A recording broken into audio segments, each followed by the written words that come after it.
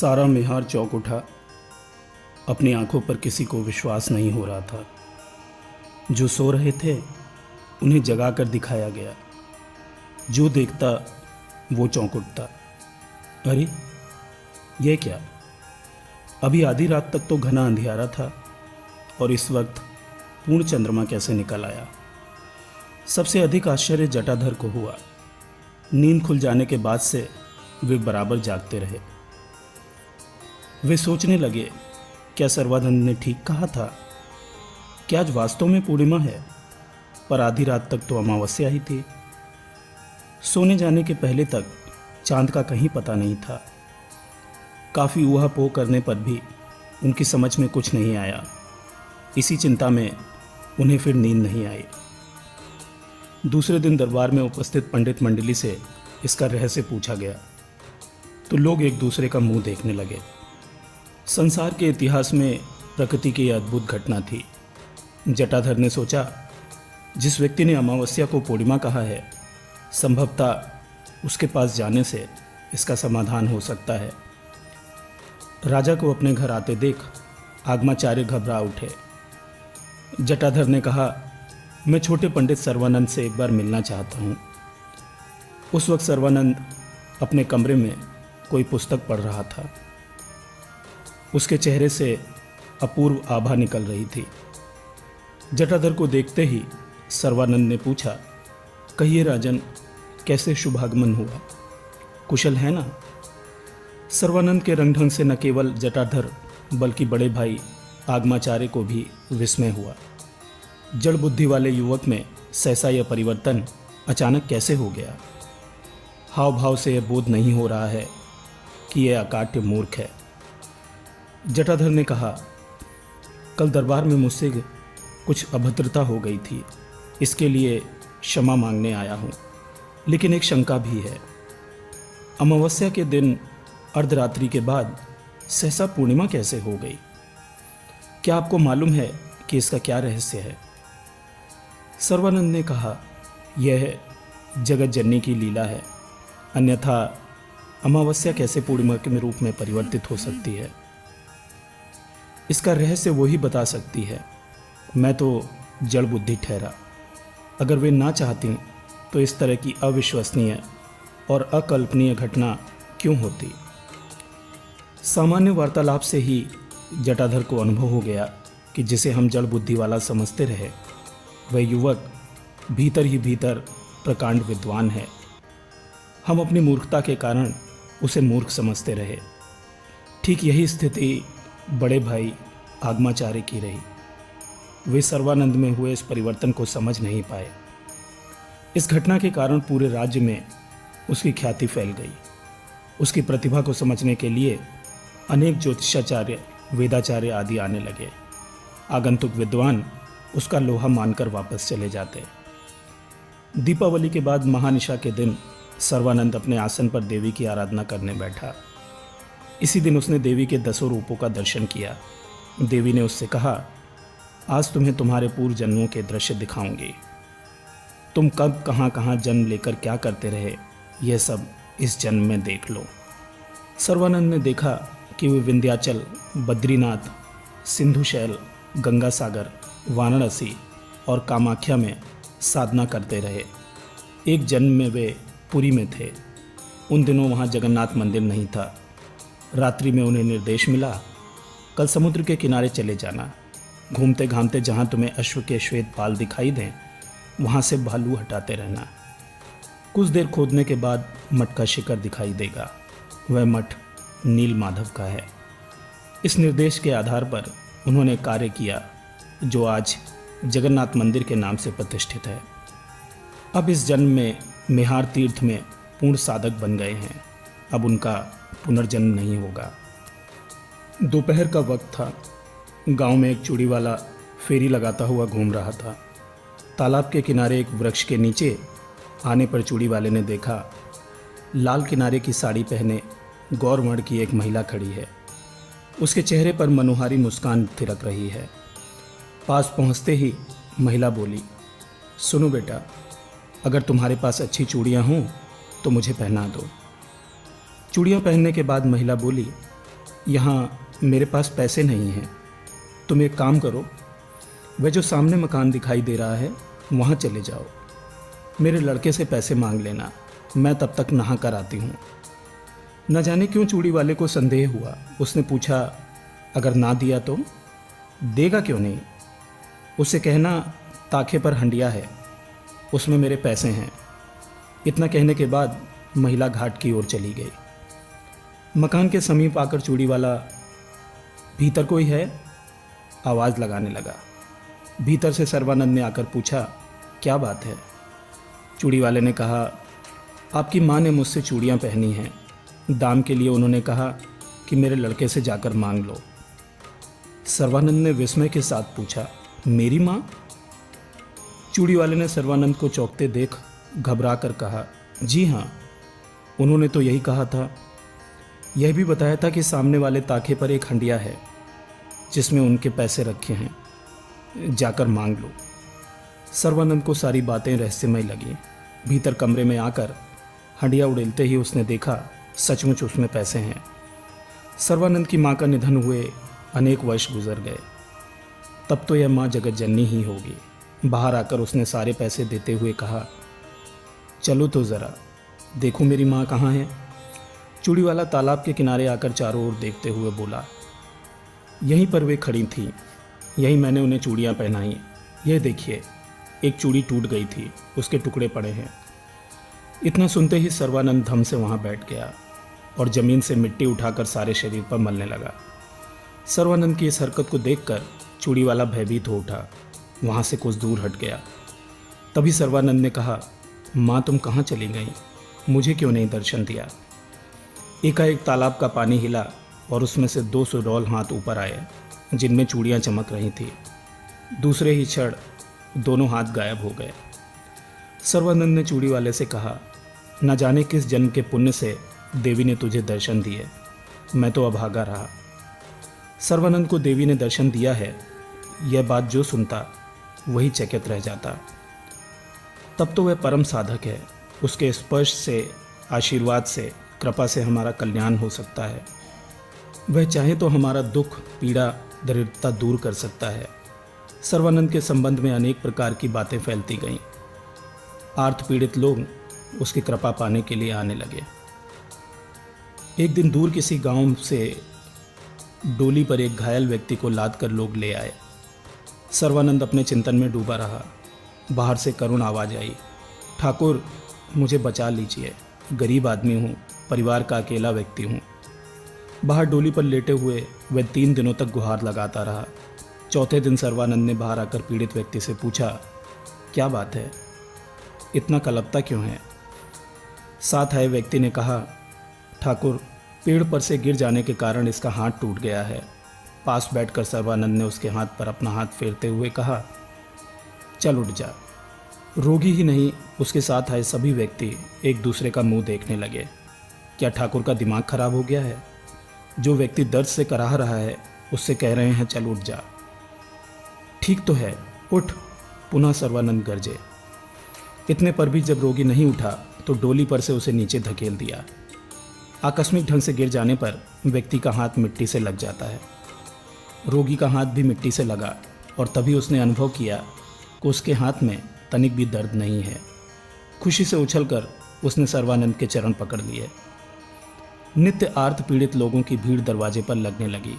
किसी को देखते ही वे कहते, अरे काका, आप क्यों दुखी हैं? आपकी लड़की कल तक ठीक हो जाएगी। लो, यह प्रसाद लेकर जाओ और अभी खिला दो।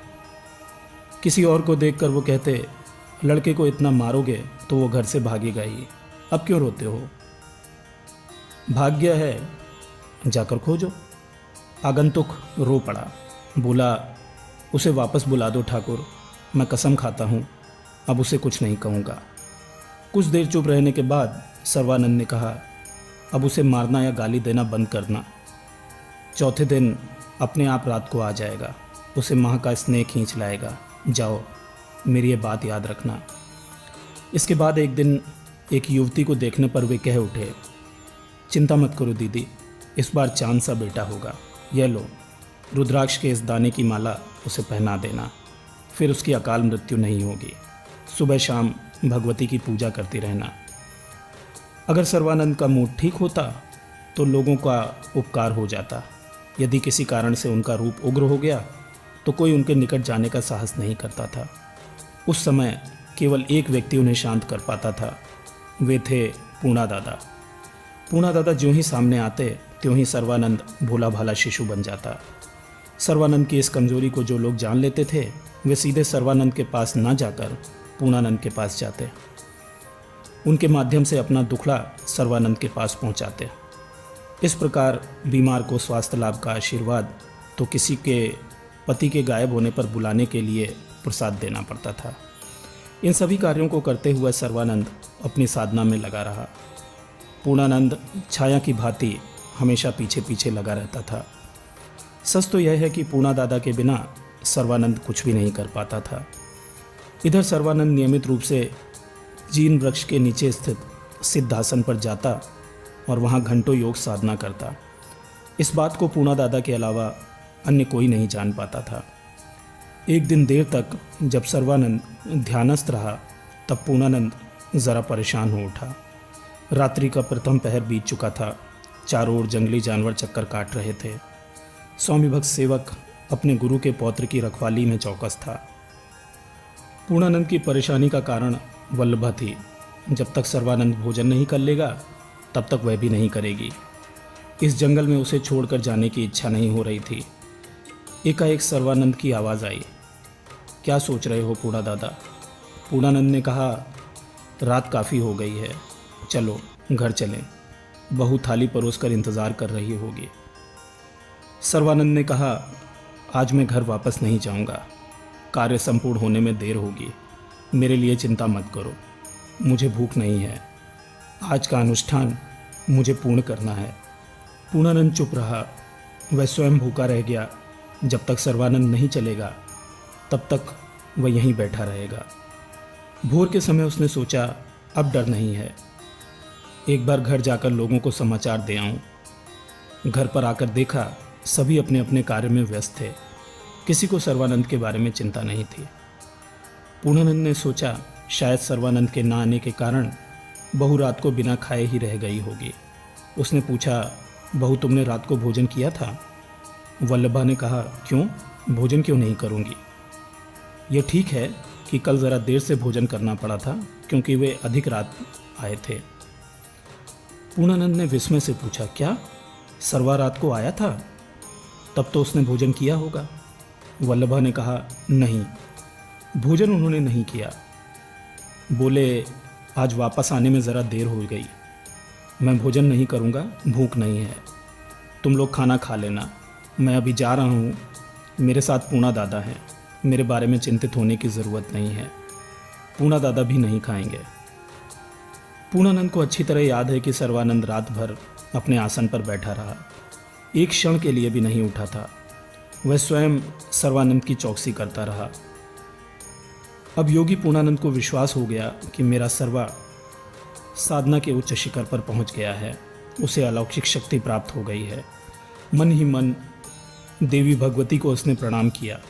अगर वल्लभा गौर से देखती तो उसकी आंखों में खुशी के आंसू नजर आते।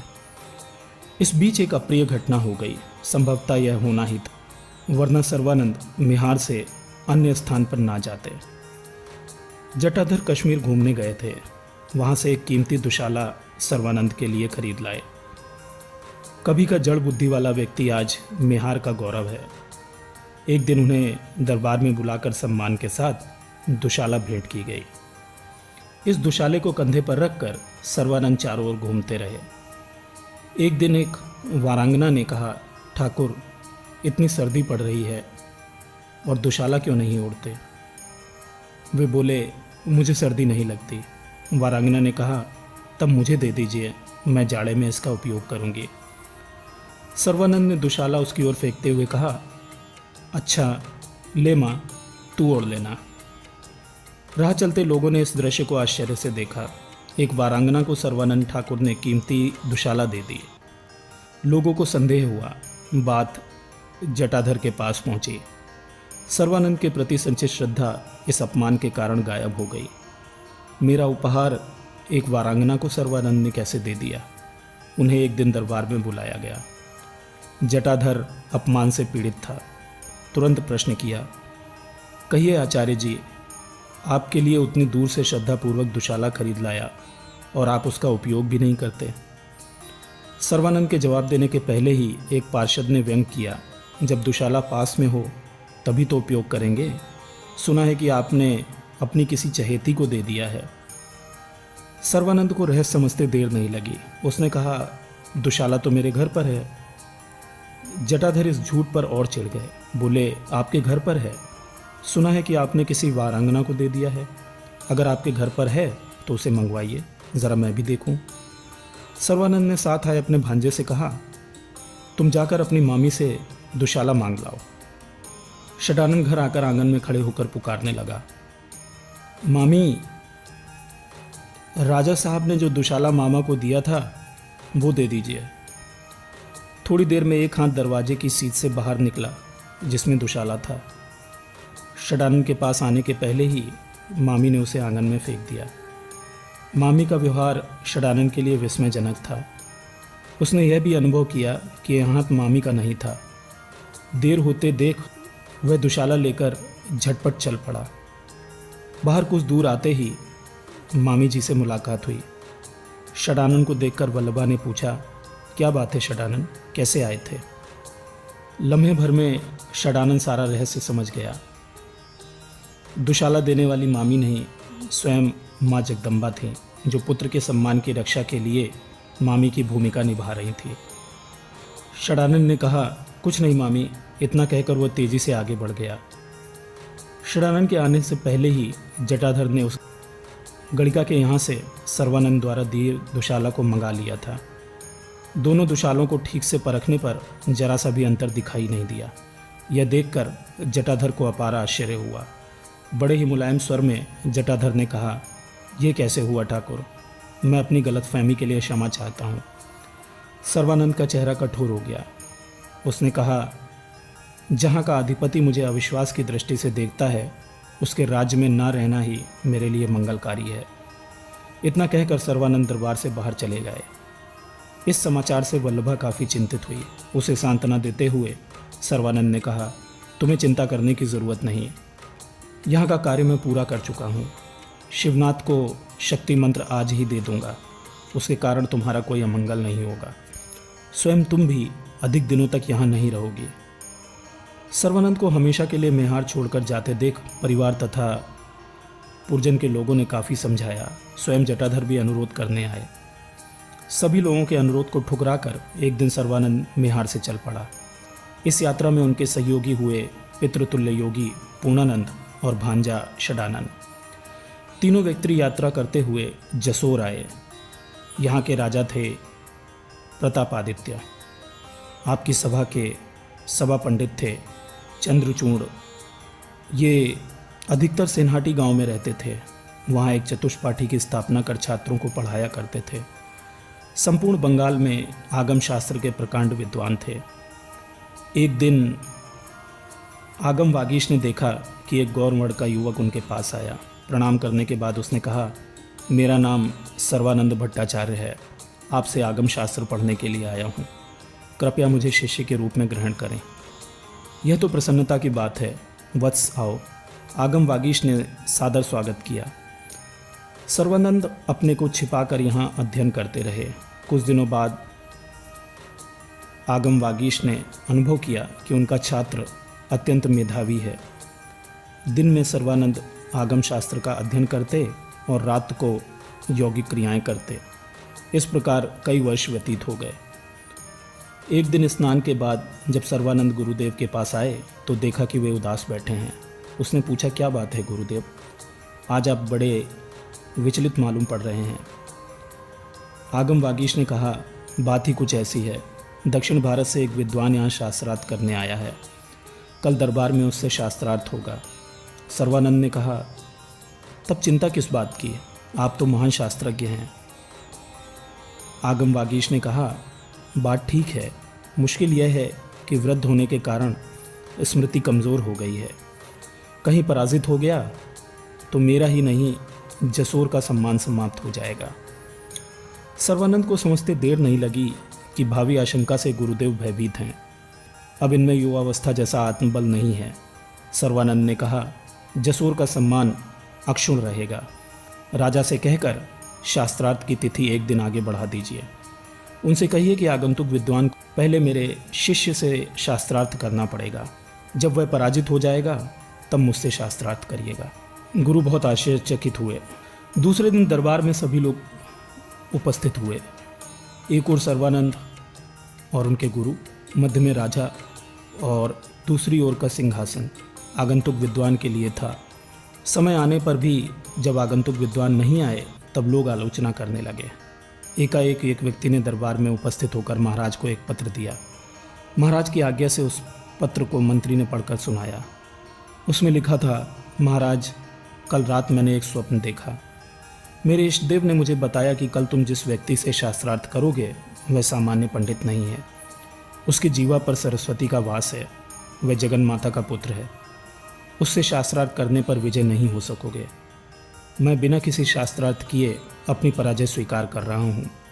मुझे विश्वास है कि आप तथा जसोर की विद्वत मंडली मुझे क्षमा कर देगी। पत्र पाठ के बाद देखा गया कि सर्वानंद का सिंहासन खाली था। चिंतित रूप में आगम वागीश घर लौटे।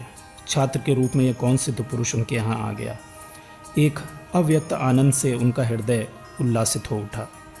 सर्वानंद को देखते ही उसे गले से लगाते हुए उन्होंने कहा, आज तुम्हारे कारण मेरा सम्मान बढ़ा है। इस घटना के कारण सर्वानंद की चर्चा सर्वत्र होने लगी। सर्वानंद यहाँ बिना आत्मपरिचय दिए अध्ययन करते रहे, लेकिन अब बढ़ती भीड़ के कारण वे परेशान हो उठे। एक दिन उसने अपने गुरु से कहा, आपकी कृपा से मेरा अध्ययन कार्य पूर्ण हो गया है। अब मैं वाराणसी जाने की अनुमति चाहता हूँ। इधर एक अरसे से आगम वागीश सर्वानंद को यहाँ स्थायी रूप से रखने का उपाय सोच रहे थे। आज मौका पाकर वे बोल उठे, जाना चाहते हो बेटा, पर अभी तक तुमने मुझे गुरु दक्षिणा नहीं दी। सर्वानंद ने विनीत भाव से कहा, आज्ञा करिए गुरुदेव।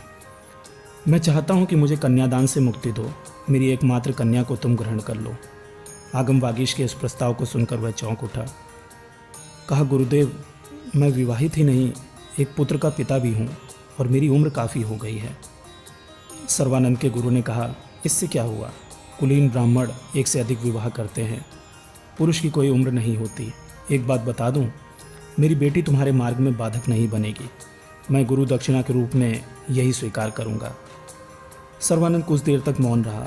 जगत जननी का ध्यान करने के बाद उसने कहा, ठीक है गुरुदेव, आपकी इच्छा पूर्ण हो। गौरी देवी से विवाह के बाद सर्वानंद तांत्रिक साधना में निमग्न हो गए। कई वर्ष बाद गौरी देवी को एक पुत्र रत्न की प्राप्ति हुई। जसोर के निवासी सर्वानंद को अकेले में बड़बड़ाते हुए देखते तो उन्हें आश्चर्य होता। कभी कभी कोई पूछ बैठता, किससे बातें कर रहे हो ठाकुर? वे बोलते, मैं अपनी माँ से बातें कर रहा हूँ। आसपास किसी को ना देखकर अनजान व्यक्ति उन्हें पागल समझता और जानकार यह समझते कि तांत्रिक व्यक्ति है, कुछ भी कर सकता है। धीरे धीरे बालक बड़ा हुआ। आगम वागीश की इच्छा हुई कि अपने नाती का अन्नप्राशन धूमधाम से करें। एक तो वे स्वयं प्रतिष्ठित पंडित हैं, दूसरे जमाता भी कम प्रतिभावान नहीं हैं। वे अपनी सामर्थ्य के अनुसार प्रबंध करने लगे। सर्वानंद इस ओर से पूर्ण उदासीन रहा। अन्नप्राशन का दिन समीप आ जाने पर भी सर्वानंद बेखबर रहा। तब आगम वागीश ने कहा, बेटा, इस तरह निष्प्रह रहोगे तो कैसे काम चलेगा? प्रथम नाती का अन्नप्राशन है, गांव भर के लोग आएंगे। सर्वानंद ने कहा, आप जो कार्यभार मुझे देंगे उसे कर दूंगा। मेरी ओर से आप निश्चिंत रहें। आगम वागीश ने बर्तनों, सामानों तथा कार्य करने वाले लोगों की सूची देते हुए कहा, कल ही आयोजन है, मैं कैसे निश्चिंत रहूं? इतना कहकर वे भुनभुनाते हुए भीतर चले गए। उन्होंने समझ लिया कि कल सब गुड़ गोबर होगा। अचानक भोर के समय कलरव सुनकर उनकी नींद खुल गई। तालाब के किनारे आकर उन्होंने देखा कि सैकड़ों लोग मौजूद हैं। कोई कढ़ाई मांज रहा है तो कोई पौना, कोई कलछुल साफ कर रहा है। बड़े बड़े चूल्हे बन रहे हैं, लकड़ी चीरी जा रही है। तरकारी, आटा, चावल, दूध भरपूर प्रबंध हो गया है। सारा दृश्य देखकर आगम वागीश को चक्कर सा आ गया। समारोह में नवजात शिशु का अन्नप्राशन हुआ। जिसका नाम रखा गया शिवानंद। यह सब कैसे हुआ और किसने रात भर में किया, इसे सर्वानंद के अलावा अन्य कोई नहीं जान सकता। बरसात बीत जाने के बाद पुनः एक दिन सर्वानंद ने अपने ससुर से कहा, अब मुझे आज्ञा दीजिए गुरुदेव, यहाँ का काम समाप्त हो गया है। मेरी बहुत दिनों से इच्छा है कि वाराणसी जाकर पठन पाठन करूं। आगम वागीश तथा गौरी ने काफ़ी अनुनय विनय किया, पर सर्वानंद सभी की बातों की उपेक्षा कर वाराणसी की ओर रवाना हो गए। साथ में पूर्णानंद और षडानंद भी थे। वाराणसी नगर में प्रवेश करते ही उन्हें सर्वप्रथम एक ध्वनि सुनाई दी, जय शिव शंभो। इस ध्वनि को सुनते ही उनका हृदय आनंद से पुलकित हो उठा। उन्हें लगा जैसे इस ध्वनि की तलाश में वे अब तक बेचैन थे। गंगा स्नान के बाद तीनों व्यक्ति शारदा मठ में आ गए। यहाँ उन्हें सादर आश्रय दिया गया। मठ के भीतर भद्रकाली की प्रतिमा थी। सर्वानंद नित्य इस देवी की तांत्रिक पद्धति से पूजा करने लगे। जगन माता की कृपा इन पर सर्वदा रही। थोड़े ही दिनों में काशी के नागरिकों में इनकी प्रतिभा, वाक सिद्धि की ख्याति बढ़ गई। काशी में तांत्रिकों का प्रभाव कभी नहीं रहा। बौद्धों के बाद शंकराचार्य के अनुयायियों का दबदबा था। ज्ञातव्य है कि काशी की ख्याति बाहरी विद्वानों के कारण बढ़ी है। स्थानीय पंडितों का कोई महत्व नहीं रहा। सर्वानंद की बढ़ती प्रतिष्ठा से दंडी स्वामी लोग नाराज हो उठे। उन लोगों ने सर्वानंद के विरुद्ध षड्यंत्र करना प्रारंभ किया। उन्होंने कहना शुरू किया कि सर्वानंद स्वामी नहीं, भांड है, साधु समाज का कलंक है, आदि आदि। इस अप्रतिष्ठा से सर्वानंद चिंतित हो उठे। उन्होंने सोचा कि इन मूढ़ लोगों को बुलाकर समझाना चाहिए। उन्होंने भंडारों का आयोजन किया। निमंत्रण भेजने पर दंडी स्वामियों ने आने से इनकार कर दिया। अंत में पूर्णानंद और षडानंद दोनों प्रत्येक दंडी स्वामी के पास जाकर हाथ जोड़कर विनय करने लगे। महंतों को मनाया गया। सर्वानंद को इतना नरम होते देख सभी ने उनके द्वारा आयोजित भंडारे में आना स्वीकार किया। असली घटना भोजन के समय हुई।